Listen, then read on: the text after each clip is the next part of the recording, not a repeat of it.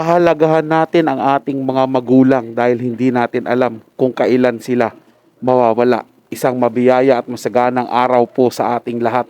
Welcome back po dito sa ating YouTube channel at Facebook page. Ako po ang inyong lingkod, Tagapanood TV. Muli po kayong iniimbitahan, lalong-lalo na po sa mga bagong napadaan lang dito sa ating channel na wag po sanang kalimutan na mag-subscribe. Hit nyo na rin po notification bell para lagi po kayong updated sa mga bago pang video na ating ilalabas. Share, like, and comment din po kayo mga tagapanood, ating niyang babasahin at pupusuan. So ngayong araw po, ang ating gagawa ng reaction video ay galing po sa channel ni Showbiz Fanatics. Nasa description po yung link na kanyang channel, bisitahin po at pakisuportahan na rin. So simulan na po natin ang ating reaction video sa araw na ito mga tagapanood. Let's do this! Matapos ang nakakalungkot na balita na bigla ang pagpanaw ng veteran actress na si Jacqueline Jose, tunay na rason ng pagpanaw nito, inilabas na. Ayon sa mga investigasyon at mga nakalap na impormasyon, tila nadulas sa banyo ang veteran actress at nabago ang ulo nito na sanhi ng kanyang pagkamatay. Wala rin daw kasama ang aktres sa kanyang tinitirang bahay sa lungsod ng Quezon City. Narito ang buong detalye ng balita at umani ng reaksyon sa social media.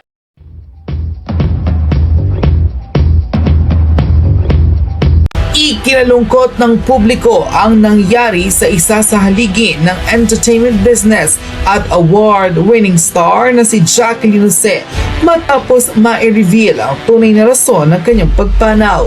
Sa ilang developing report at ayon sa masusing investigasyon, tila nakahandusay na raw sa banyo ang aktres na si Jacqueline Jose at tinitingnan ang anggulo ang pagkakadulas nito sa nasabing palikuran at nabagok ang kanyang ulo. Ikinalungkot rin ang nasabing masusing investigasyon na walang kasama ang aktres sa nasabing bahay.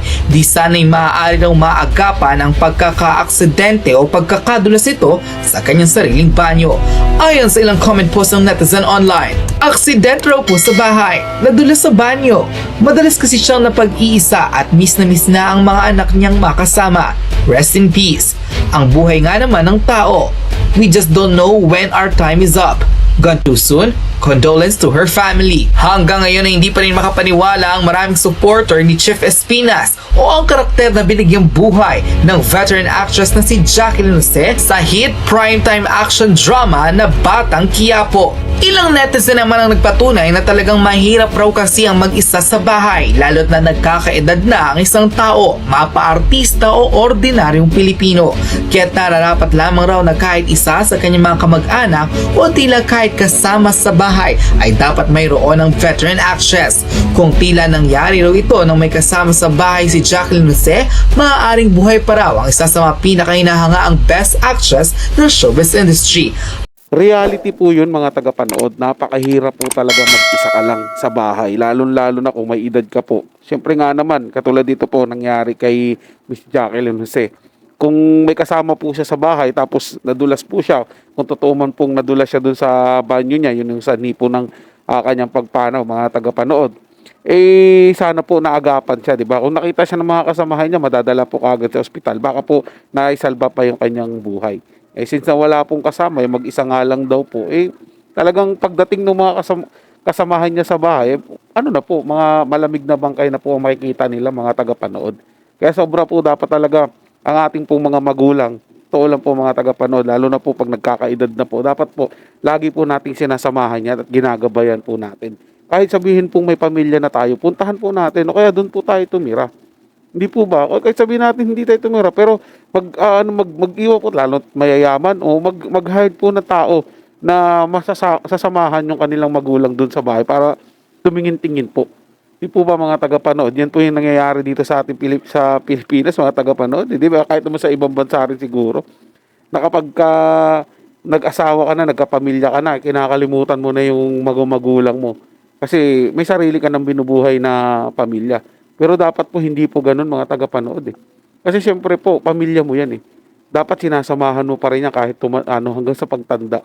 Diba? Hanggang nandito siya sa mundong ibabaw, eh dapat po sinasamahan po natin yung ating mga magulang.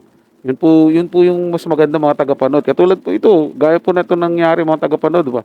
Tingin nyo po ba, kung may kasama sa bahay, mangyayari po yan kay Ma'am Jacqueline Jose? Malamang ko po hindi. Kasi maaagapan po yan mga tagapanood eh. madadala po kagad yan sa pinakamalapit na ospital. At baka naisalba pa po yung kanyang buhay. Kaya sana po, sa mga may mga magulang po dyan na nag-iisa lang sa bahay, dapat po ma-realize na po natin ngayon na dapat po natin silang samahan at wag po natin silang hayaan na mag-isa lang po. Ayon sa kanyang pagpapatotoo na nag-viral sa social media, nadulas daw po sa banyo si Miss Jacqueline Jose na bagok. Sayang, kung may kasama sana siya sa bahay, at least merong bantay sa kanya. Ang sabi, hindi naman dead on the spot ang nangyari, although medyo malakas ang pagkakabaksak niya, pero she's still conscious. Pero ang malungkot, siya lang kasi yung mag-isa sa bahay, walang ibang kasama.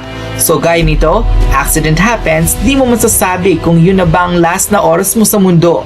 Kung meron lang sanang siyang maid or someone relative, sana naitakbo pa siya sa ospital. So sad. She's looking so good pa naman. Gone too soon. You will be missed, our favorite Madam Charito Carbonell. Rest in peace, Jacqueline Jose. Unquote.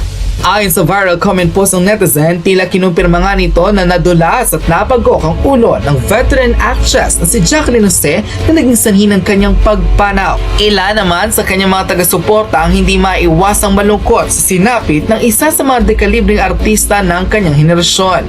Hindi sila makapaniwala ng dahil lamang sa pagkakabagok ay binawian ng buhay ang isa sa mga pinakakilalang aktres sa Philippine showbiz.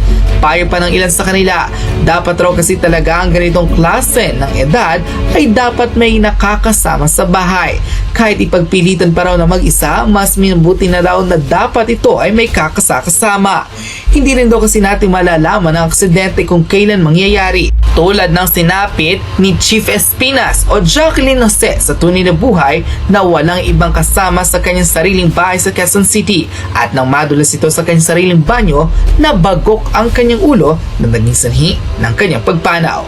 Ano ang iyong magiging reaksyon matapos kumalat ang balitang dahil sa pagkakadulas ito sa kanyang sariling banyo at pagkakabagok ng ulo ang tunay na rason kung bakit pumanaw ang veteran actress na si Jacqueline Jose? Ganda pa naman po sana ng papel na ginagampanan po ni Miss Jacqueline Jose doon sa Batang Quiapo, mga tagapanood. Talagang ang galing niya po talaga doon, mga tagapanood. Sa bagay po, napakahusay po na actress na ito. Naalala ko po yung nabigyan siya ng award, sa international award po yung mga tagapanood dahil sa magaling na pagganap niya po. Daw po, realistic nung pagganap niya. Parang normal lang daw po. Kaya isa na naman pong veteranang actress ang nawala sa ating showbiz dito sa Pilipinas. Marami na pong nangyari na ganyan, mga tagapanood. Kaya wag po natin babaliwalain yung sasabing na bagok lang, simpleng pagkabagok. Ulo po yan tatama, lalo kung sa ulo po tatama, mga tagapanood. Maliliit po yung mga ugat dyan talagang hindi mo masasabi kung mabubuhay o mamamatay ka. Kaya mas the best pa rin po, mga tagapanood, kapag yun nga, gaya na sinabi ko kanina, kapag may edad na yung mga magulang natin, kahit po ayaw nilang pumayag na samahan sila, ipagpilitan po natin, mga tagapanood, para hindi po tayo magsisi sa huli. Kasi wala pong pagsisisi na nasa unahan, mga tagapanood. Mas maganda na po yung nag-iingat tayo kaysa naman po mawalan po tayo ng magulang. So yun lang po, mga tagapanood, na may nagustuhan nyo po yung paksang ating tinalakay sa araw na to. Kung kayo bago lang po na napadaan dito sa ating channel, huwag nyo po sanang kalimutan na mag-subscribe. Hit nyo na rin po notification bell para lagi po kayong updated sa mga bago pang video na ating ilalabas. Share, like, and comment din po kayo, mga tagapanood, atin yung babasahin at pupusuan. So hanggang sa muli po, ito yung Tagapanood TV. Komento at opinion lamang, wala pong personalan. Paalam po at mabuhay po kayong lahat.